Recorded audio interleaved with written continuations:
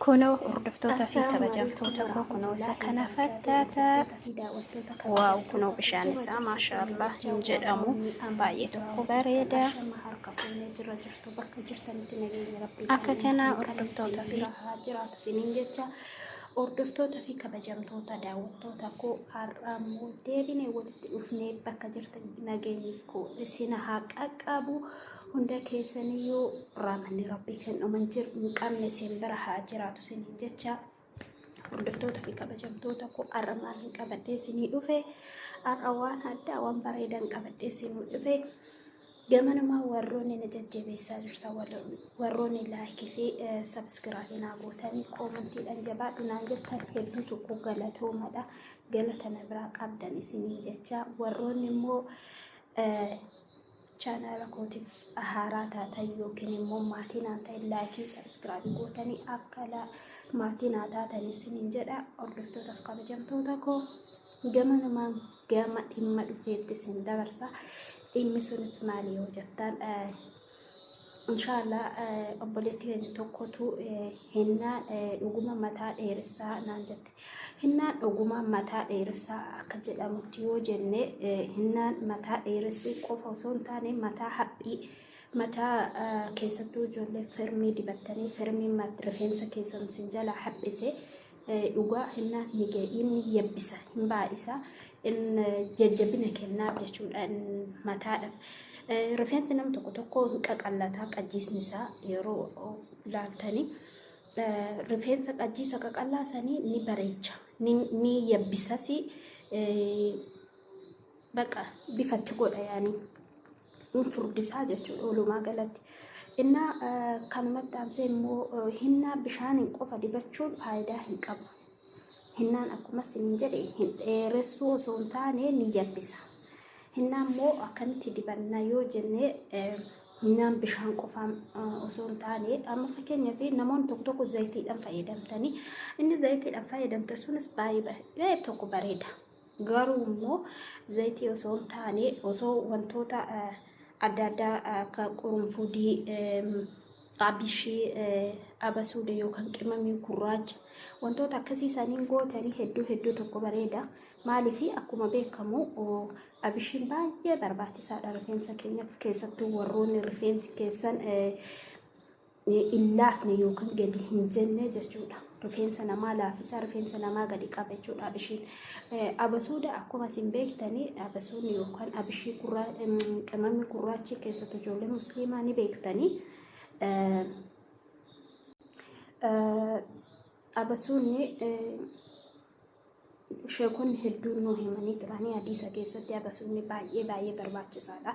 Keessattuu warroonni zayitii abasuudaa argachuu barbaadan zayitii abasuudaa fayyadaman. Keessattuu namoonni mataa dhukkubsatan yookaan dhukkubbii mataa qabdan wallaahi an ofii kootiif jarrabee argee yookaan fayyadamee argee jechuudha. Abasuudni faayidaa isaa jechuudha.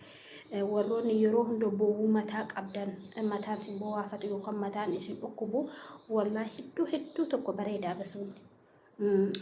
Yoo zayitii isaa isin arganne zayituunaan walitti dabaltee abasuuda xiqqoo gootee danfistee yoo mataa keetti dibatte hanga tokko siif laafaa jechuudha dhukkubbiin mataa sun.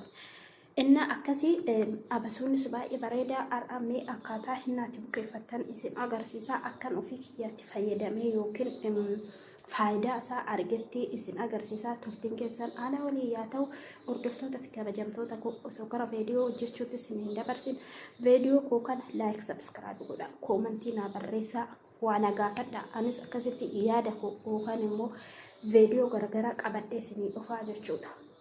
Akka obboleettiin koo nagaafatti kanatti nagaafadha qabadhee isinii dhufa. Hordoftoota fi daawwattoota kabajamtoota koo gamanumaan turtiin keessan na waliin yaa ta'u karaa kushinaa deemnee isa ammaa hojjennaa jechuudha. Assalaamu alaikum warahmatullahi wabarakatuh. Assalaamu alaikum warahmatullahi wabarakatuh. Deebinee walitti dhufnee hordoftoota fi daawwattoota koo amma karaa qopheeffannaatti deemna jechuudha.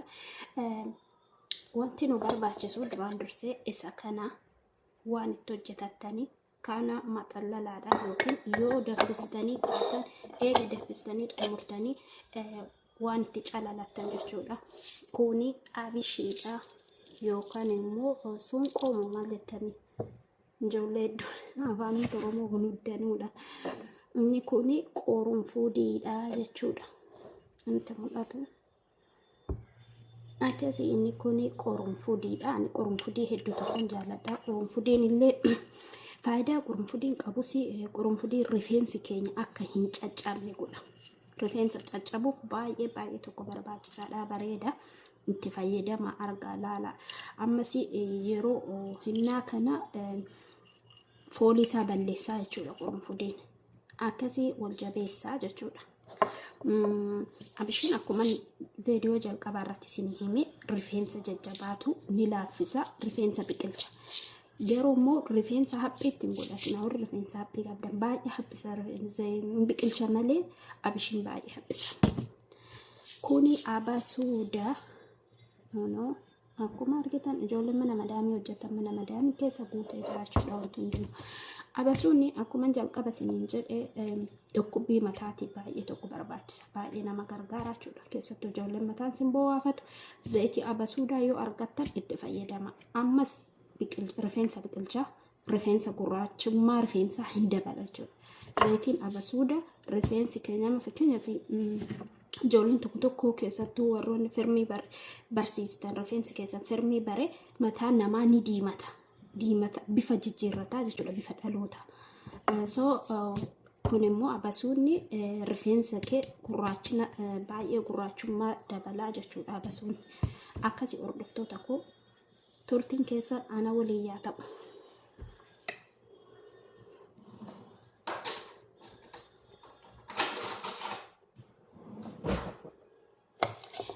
Qodaa keenyas yeroo daffee ka'e asitti calalanna akkasumas na waliin turaadha. Kun waan ittiin calaltanii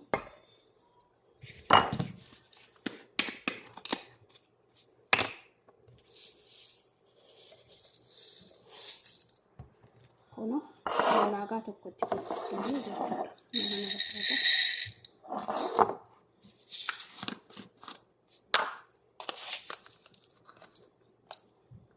Abishiillee malaagaa tokko. Kuni qorunfudiidha. Akkuma jalqaba isin hime qorunfudis xiqqeessitan gootanii kanatti kana fakkaata.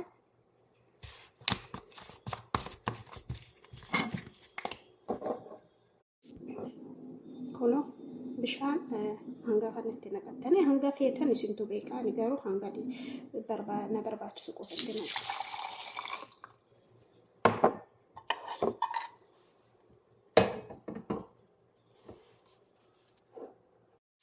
Kunuuti hordoftoota koo kunoo kana fakkaata. Hanga inni dafee bifa isaa jijjiirratutti turtiin keessatti na waliin yaa ta'u. Kunuuti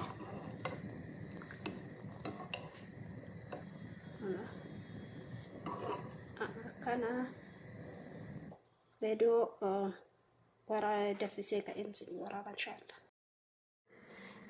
Kun immoo qodaa hinnaati. Qodaa hinnaa wanta isin barbaachifne waan kiddoo qabu yookaan qadaaddaa qabu qopheeffachuu isin barbaachisa.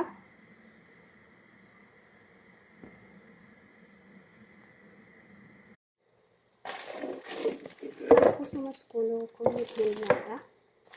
Hinnaa immoo hinnaa bareedaa laattanii bitachuu isin barbaachisa.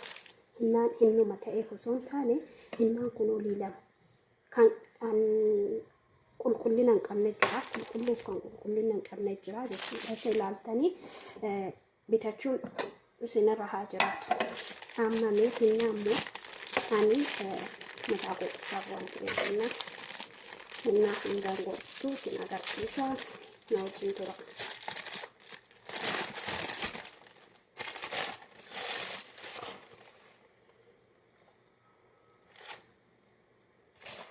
Ani hinnaa malaagaa sadii qofaan godha. Qofaaf waan ta'eef jenna.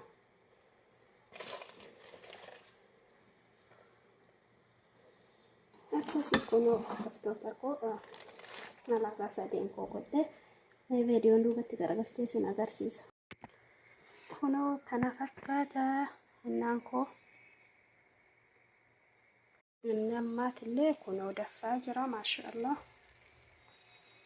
akkasikaa akka kanatti daffee yeroonni xumure yeroonni bifa jijjiirratee walitti deebinaa jechuudha yeroon bukeessu.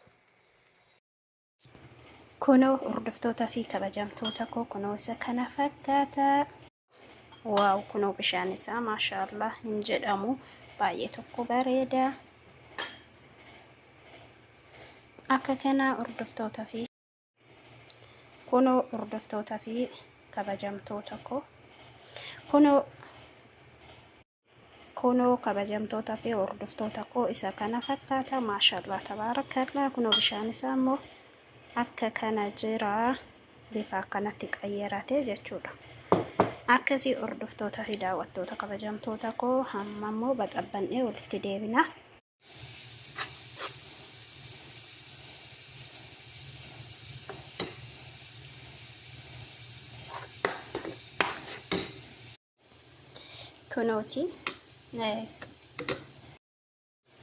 Kunooti hordoftoota fi kabajamtoota koo kunoo baxabbanee hin qallistanis hin furdistanis akka kanatti bareechitanii gootanii maashaallah wallahi hedduu tokko bareeda.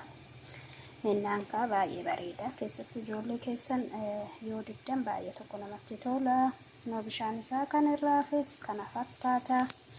Hordoftoota fi kabajamtoota koo akkasii hanga daqiiqaa goobii yookaan waan akkasii ta'u hin teessistanii maaliif xiqqoodhaa nyaatu viitaaminiin isaa ol nyaatee ka'ennaan fuula mataa keessanitti dibattu jechuudha. Akkasii hanga viidiyoo biraatii walitti deebinutti assalaamu alaykum wa rahmatullahi wa barakaatuh.